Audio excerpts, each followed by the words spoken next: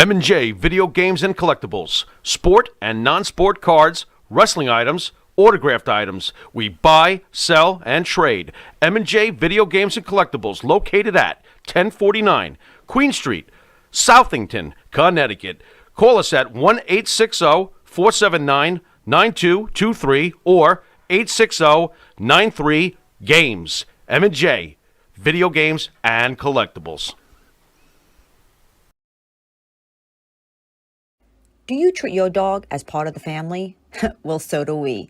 So why not celebrate your pup's birthday with the ultimate party box? Check us out on Instagram, Twitter, and Facebook at Party Pup Info, and let us make your pup's party or any celebration perfection. Could be my kid, Dan. Anyway, actually, I'm the one who's 40, really. But one of the things that has always kind of intrigued me is when you ask an older wrestling fan, how did you become a fan? What attracted you? And the thing that's always amazed me is most of the people will say it just came about by accident. And there's various stories, and they'll tell it. And for me, it was weird when I was 5, 6, 7 years old, 6 and 7. I remember going to a couple of wrestling cards with my dad. And my dad wasn't really a fan. So that always confused me. But he liked Vern Gagne, I found out later. Vern Gagne was, for those that don't know, Vern was the epitome of the baby face, the mom's apple pie, good guy. Everybody loved him. And he was a scientific wrestler, whatever that meant, And so that's what I had found out. But here's what really happened. My parents, seriously, guys, I had a very turbulent childhood. And it would take much longer than this show could ever go for me to share the horrific parts of it. But to make the long story short, by the time I was 8 years old, my parents, having come back together for 2 or 3 times of being separated, they were in the kitchen fighting, and I mean arguing with one another. And this was obviously going to be the last time we were going to listen to those fights. But my little ears, I wandered into our living room and I turned on the TV. And on TV, and people have heard me tell this part, on TV was something called All-Star Wrestling. And at that moment I turned it on, it was Tiny Mills, who was a big 6'8", longer black hair, greasy hair at the time. For the late 1950s, this would have been, really unheard of. And King of the Lumberjacks, he was billed as. And his partner was Stan Crusher with a K, Kowalski. Stan Crusher Kowalski. And they literally were in the ring just pounding some guy on the TV, the double teaming. And I just sat there and I kind of tuned out the main event that was going on in the kitchen. And I was just enamored with it. And so that was part of it. It was about a week later, well, maybe a couple weeks, I was staying at my grandma's house, my dad's mom. And we used to walk down to the corner drugstore, which was about 4 blocks from her house.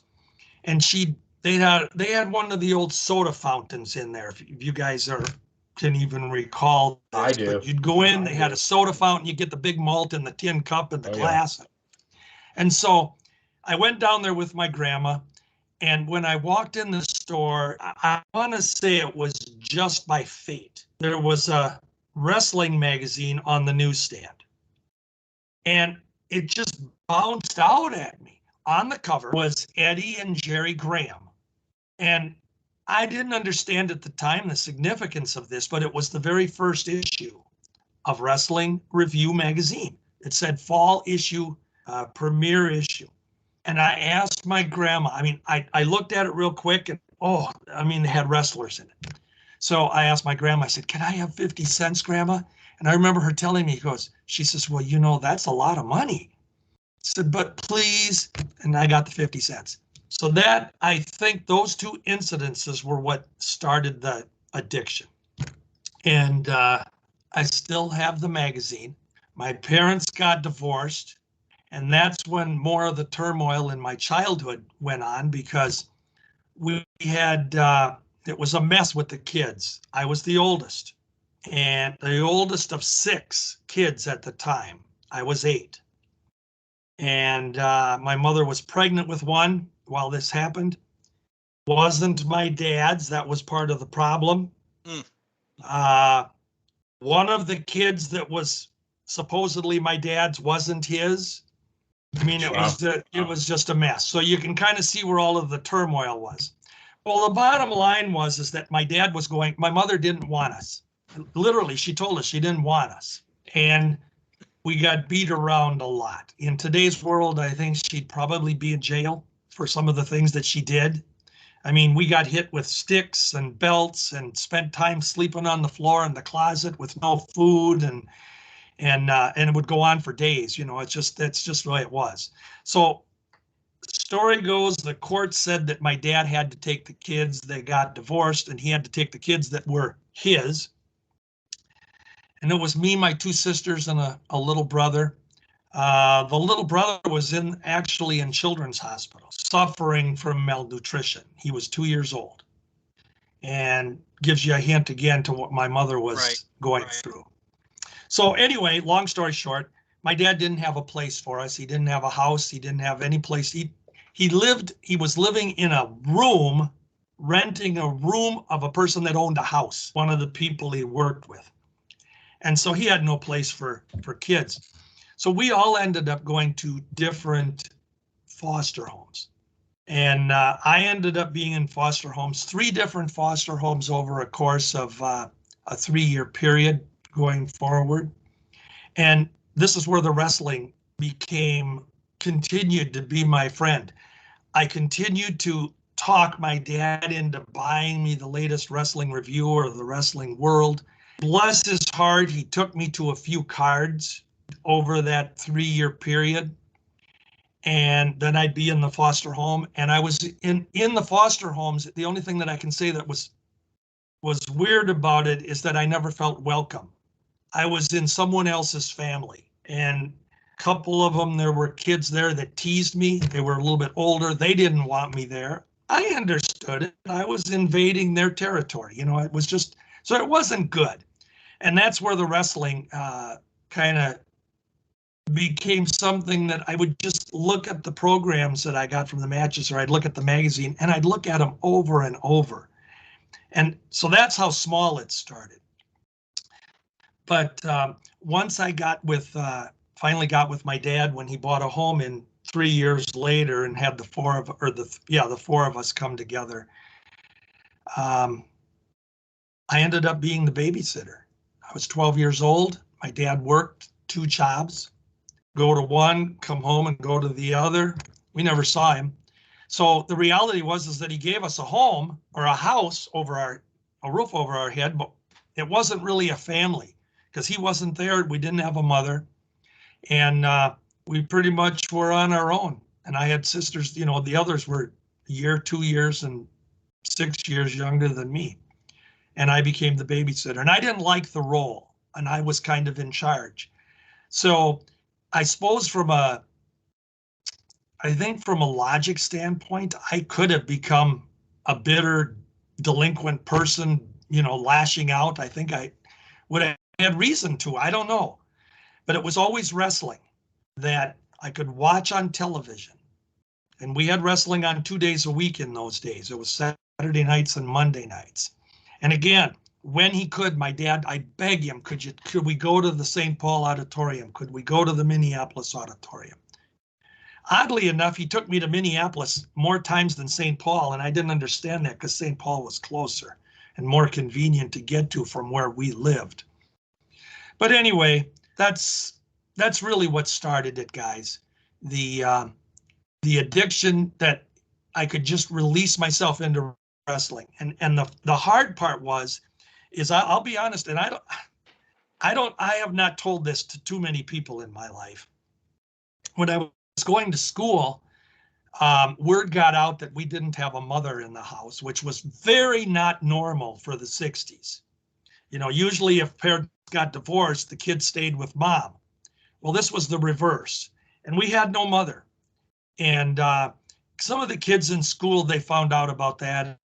There were a couple of kids, they as kids will do, they picked on me. One was older than me, a grade older, and they picked on me. And one of them, it hurt me at the time when he said it, because he said, "Shire, you're so ugly, even your mother didn't want you." And you know, when you tell that to a 12-year-old or a 13-year-old, yeah, it stung. You know, it really, you didn't do anything to this guy, but yet he was being mean to you. And so yeah, I became very shy. I admit I withdrew. I had a very ugly 7th grade. Was the first year at junior high, and I think that was my rebellious year. I didn't go to school when I should be. I missed something like 67 and a half days of school. Oh, wow. For the school year. And I got so far behind in my schoolwork that I was getting D's. I got F's, but I got mostly D's. I didn't turn homework in. I just didn't do it. And this is where the turning point came. And actually, I'm kind of enjoying telling this, because I don't really talk about this. When time for 7th grade to end came, I had been so far behind in my work that technically I shouldn't have passed. I was a bad kid. And this is where I learned a very valuable lesson, and I've carried this with me my whole life, because I think people come into our lives, and I look at role models, and most people think of a role model is somebody special, somebody who does great things, and somebody who's famous. And I have role models that have been bad people, and I've learned from them. Learn what not to do. So with backing up, with my mother being the way she was, and let me just state this. I have long ago forgiven my mother. She has passed on, and I have no malice towards her at all. I've tried to rationalize in my head that she just wasn't capable of dealing with all the kids and everything that happened, and she was 29 years old when all this was going on. I've just left it that way and said, I got to move on. But here's what happened in 7th grade. I shouldn't have passed. And the principal called me into his office, and I can almost hear him telling me this. He says, "Shire, you should not even pass." He said, "I don't believe for 1 minute that you were sick, that you missed school because of illness." He said, "I think you just goofed off." And he says, "Quite honestly, you're a loser." He's telling me this is the principal. Now, I think today they'd probably do, you wouldn't be able to do that either in today's PC world. I don't know. No, he'd be fired. Exactly. It'd be a lawsuit. But he did this. He said, "You're a loser." And here's where the role model thing comes in, and the lesson. He made me mad. And I was mad in a different way, though. I'm listening to him. And when I walked out of his office, and I passed, I went on to 8th grade. But for most of the summer, I was just simmering. What a jerk, I'm thinking in my mind he was. What an idiot. And I wanted to get even with him. This is a 14-year-old mindset. I wanted to get even with him. And I came up with a perfect plan. I'm going to get even with him. I'm going to go to school every single day next year. And I'm going to do all my homework, and I'm going to do my work. Okay, I was going to get even with him. Well, here's the deal. I started my perfect attendance route. And a minute ago, I mentioned my Czechoslovakian great-grandmother to you. In October, the middle of October of the 8th grade year, And so we're about a month and a half into the school year. My great grandma dies. And I loved her so much. She was just very special. And her funeral was off 100 miles away. And I wanted to go, but I sacrificed it. I said, I can't, because I was still going to get even with Mr. Corliss, the principal. I'm going to show him. So I went to school. End of the school year, here's the deal, guys. To show him and teach him a lesson, I didn't get a lot of A's, but I got B's and C's. A lot of B's. I was on the B honor roll for a while. Big improvement, though. And I had perfect attendance. So at the end of the school year, now I'm going to get even with him. So I go back over to his office and I have my perfect attendance certificate. And I said to him, I said, Mr. Corliss, I wonder if you'd sign this for me. And he looked at me, and I swear to you guys, and I was petrified when I did this, but I thought I was teaching him a lesson. He looked at me and he said, I am so proud of what you have done. Wow. And he said, it would be an honor for me to sign. And he turned my certificate over and he wrote on there that I had achieved this monumental accomplishment and that he was very proud of me and wished me continued success. And I walked out of there and I thought, what happened? You know? And so I bring that story up and like I say, I don't share it. I even got a little tear. I don't bring it up hardly ever, but that was a lesson. He was a role model and he taught me that being punctual, being on time, being there, attendance is important. Doing your work is important. Well, here's the moral of the story. 9th grade came, perfect attendance, went back to Mr. Corliss, had him sign my certificate. 10th grade came along, and I'm telling you the truth. Perfect attendance, went back, had him sign my certificate. Junior year, 11th grade, same thing. Wow. I get to my senior year. It was the month of April in my senior year, 2 months away from graduation. Perfect attendance. I got pneumonia. I was in the hospital for 2 days, literally during the school week. I missed 2 days of school. I beat myself up. I thought, oh my God. The end of the school year came and I had finished out the school year with just those 2 days.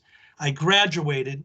I went back to Mr. Corliss and I told him, I said, I can't come with a certificate this year. I said, you know, I got sick in April. And he looked at me and he said, he always just called you by your last name. I think it was just his thing because I knew he did it with other kids too. He said, Schire, don't beat yourself up. He said, you have already made the point that you are going to try to succeed. And he said, I can't say how proud I am of you. Now, here's the deal. When I walked away from all of these, then 5 years of schooling, I never really knew if Mr. Corliss had intended that to be the case when he called me a loser, or if he had given up on me and I surprised him after all. I don't know. But the bottom line was I thought a good thing came of it. And so that was a lesson that I carried with me all through my work life. I thought that going to work, yeah, when you're sick, stay home. I mean, I didn't have perfect attendance at work my whole life. I'm not saying that. But it was important to be on time.